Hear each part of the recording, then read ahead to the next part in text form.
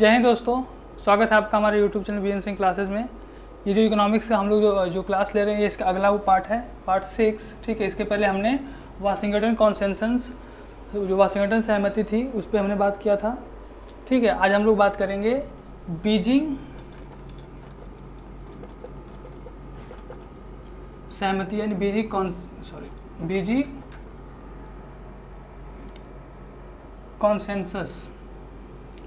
Consensus. ठीक है, Beijing सहमति। ठीक है, देखिए इसके पहले मैंने बताया 1980s के मिड से, मतलब मध्य 1980s के पहले क्या था कि जो चाइना था, इसके पहले बताते थे चाइना जो था एक जो नॉन मार्केट इकोनॉमी थी उसकी, और वो उसमें जो चाइना की जो थी वो कम्युनिस्ट इकोनॉमी, जो नॉन मार्केट इकोनॉमी जो थी वो दो पार्ट में उन्हें डिवाइड किया था, दो पार्ट में बताया था। उसमें एक था आपका सोशलिस्ट और एक था आपका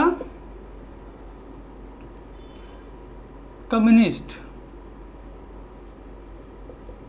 ठीक है, जब किसी भी संसाधन पर, जब जो रॉ मटेरियल्स होते हैं वो प्राकृतिक संसाधन पे जब राज्य का अधिकार होता है, राज्य उसे इस्तेमाल करता है, तो वो सोशलिस्ट होता है, और प्लस उसमें हम लोग लेबर ऐड कर देंगे तो वो आपका कम्युनिस्ट हो जाए।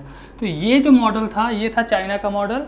ठीक है, लेकिन 1980s के बाद चाइना ने क्या किया, अपना जो मॉडल था उसने चेंज किया, और तो उसकी इकोनॉमी जो थी, उसकी जो अर्थव्यवस्था थी, उसमें बहुत ज़्यादा बूम आया, बहुत ज़्यादा आगे बढ़ने लगा। ठीक है, बहुत ज़्यादा जो इकोनॉमी, जो उसकी अर्थव्यवस्था थी वो फलने फूलने लगी। ठीक है, कहने का मतलब बहुत तेज़ी से आगे बढ़ा। ठीक है, उसके बाद भी हम लोग देखते हैं कि जो 2008 के समय में, 2008 के समय में जो पश्चिमी देश थे, जो वेस्टर्न कंट्रीज थे और अमेरिका, इन सब जगहों पे बहुत ज़्यादा मंदी आया, और इस मंदी में सबकी इकोनॉमी जो थी उसकी हालत ख़राब हो गई थी। सबकी इकोनॉमी जो थी वो, मतलब उसकी स्थिति जो थी वो ख़राब हो गई, लेकिन चाइना फिर भी ग्रोथ कर रहा था। चाइना की जो इकोनॉमी थी वो फिर भी उस समय भी ग्रोथ कर रही थी। तब लोगों को सवाल उठने लगा कि ऐसा आखिर चाइना का जो जिस मॉडल पे वो कर रहा है, जिस मॉडल को उसने अपनाया है, उस मॉडल को लेके अब लोग बात करने लगे। ठीक है, लोग उसको जानने की कोशिश करने लगे। लोगों ने सोचा कि अब देखते हैं कौन सा मॉडल जो है। तो इसी पे जो बीजिंग कॉन्सेंसस है, देखिए हुआ क्या कि अब ये जो विश्व में ये एक बहस का मुद्दा बन गया कि आखिर चाइना कौन सा मॉडल फॉलो कर रहा है, किस मॉडल पे ये काम कर रहा है कि पूरी दुनिया में मंदी फैली हुई है, लेकिन उस मंदी का असर जो है वो चाइना पे नहीं है, चाइना पे नहीं है। और चाइना का जो ग्रोथ है वो अभी भी पॉजिटिव रेट में, यानी कि जो उसका ग्रोथ है वो लगातार जारी है, जबकि पूरा देश जो है वो मंदी का मार झेल रहा है। ठीक है, बीजिंग आपको पता होगा चाइना की कैपिटल है। तो क्या हुआ कि एक बार 2004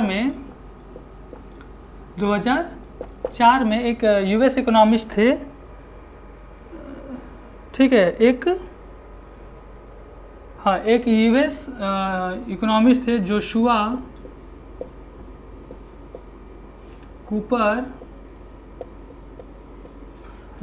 कूपर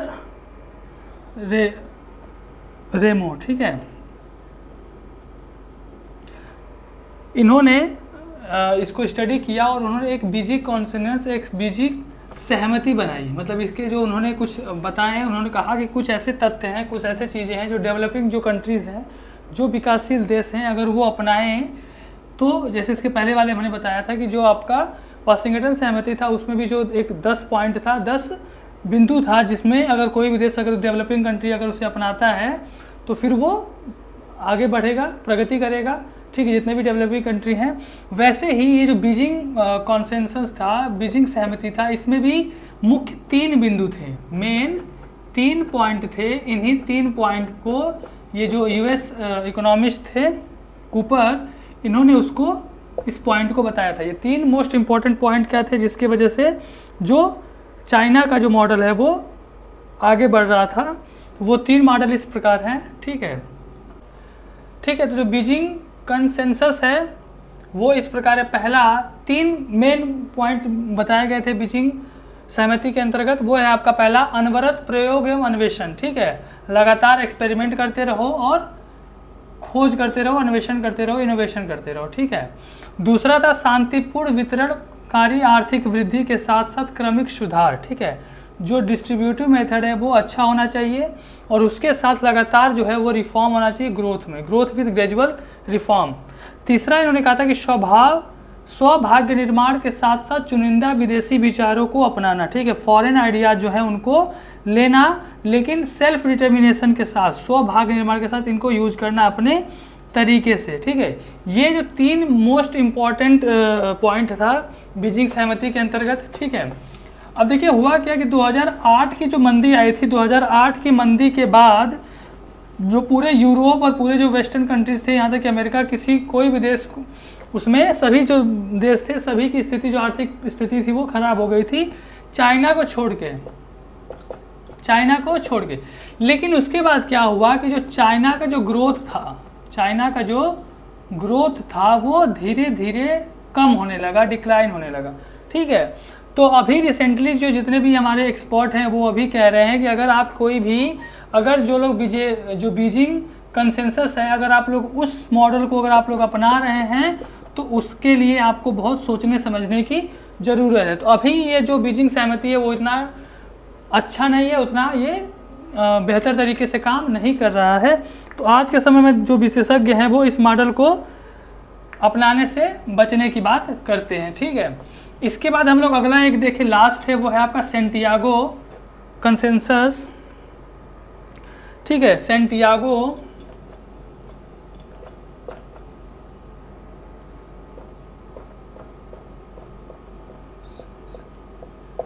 देखिए ये सब सिर्फ समझने के लिए, सैंटियागो कंसेंसस हो गया, वाशिंगटन कंसेंसस हो गया, या आपका बीजिंग कंसेंसस हो गया, इसको सिर्फ समझने के लिए देखना है। ऐसा कोई क्वेश्चन इसके बारे में कोई ज़्यादा पूछता नहीं है, सिर्फ आप समझिए कितने पॉइंट इसमें रखे गए थे और क्या कहा गया था। देखिए ये जो सैंटियागो जो कंसेंसस था, ये वर्ल्ड बैंक के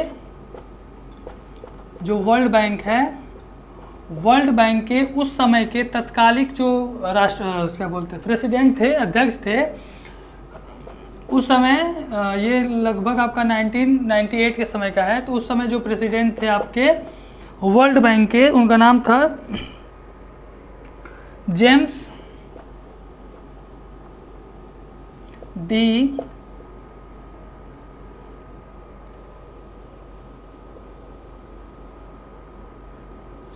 ओल्फेंसन, ठीक है।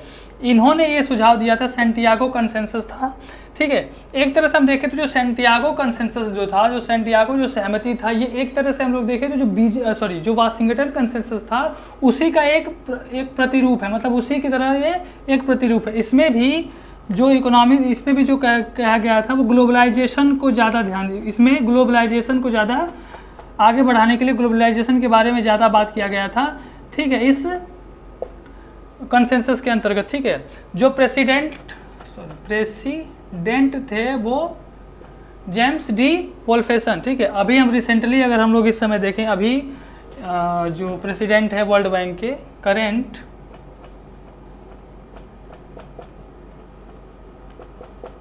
करंट प्रेसिडेंट है वो हैं आपके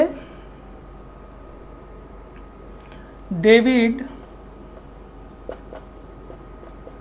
मलपास, ठीक है, ये याद रखिएगा। अभी रिसेंट जो प्रेसिडेंट है वो है डेविड मलपास, और उस समय जो प्रेसिडेंट है वो है जेम्स डी वोल्फेसन, जिन्होंने सैंटियागो कंसेशन के बारे में बात की थी, ठीक है। और इसका जो मुख्य उद्देश्य था, मेन जो पॉइंट था उसमें ये था कि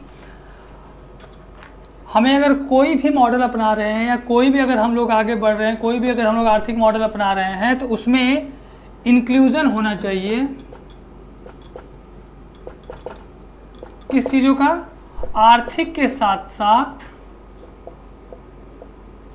अगर हम लोग आर्थिक विकास कर रहे हैं तो आर्थिक के साथ साथ सामाजिक भी होना चाहिए, यानी कि सामाजिक विकास भी होना जरूरी है। ये बात की गई थी सैंटियागो कंसेंसस के दौरान, ठीक है। तो ये तीन इम्पॉर्टेंट जो आपके उस समय सहमतियां हैं, कंसेंसस है, आपका हो गया वाशिंगटन, हो गया बीजिंग, हो गया और सैंटियागो हो गया, ये यहाँ पे ख़त्म होता है। अब हम लोग बात करेंगे आपका नेशनल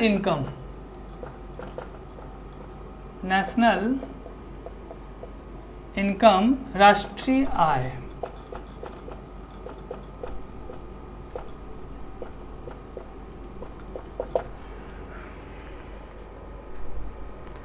ठीक है। देखिए 1934 में यूएस के एक इकोनॉमिस्ट थे साइमन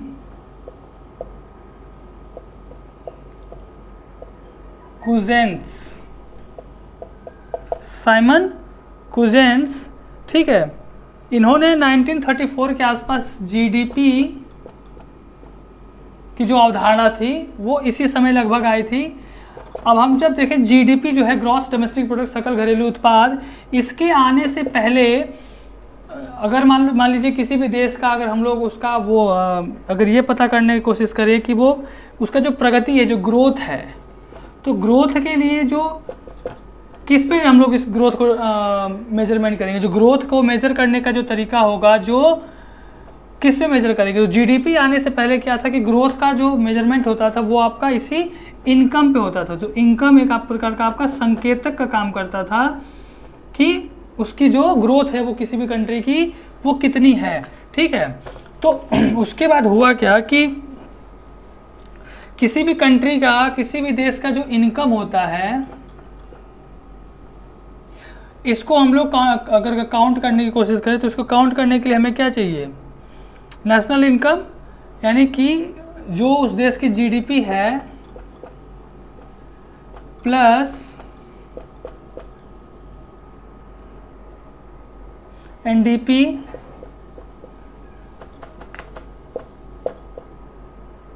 जीएनपी एनएनपी, ठीक है। ये सब निकाले जाते हैं किसी भी राष्ट्रीय आय के अंतर्गत, और तब जाके किसी भी देश का जो नेशनल इनकम होता है वो पता किया जाता है। तो इसके बाद हम लोग ये जो जीडीपी है, एनडीपी है, जीएनपी है, एनएनपी है, इसके बारे में हम लोग विस्तार से कल से बात करेंगे, ठीक है। तो तब तक के लिए हमारा जो चैनल है उसे सब्सक्राइब करें, लाइक करें, ठीक है। और हम लोग कल जीडीपी, एनडीपी, जीएनपी को अच्छे से समझेंगे, ठीक है।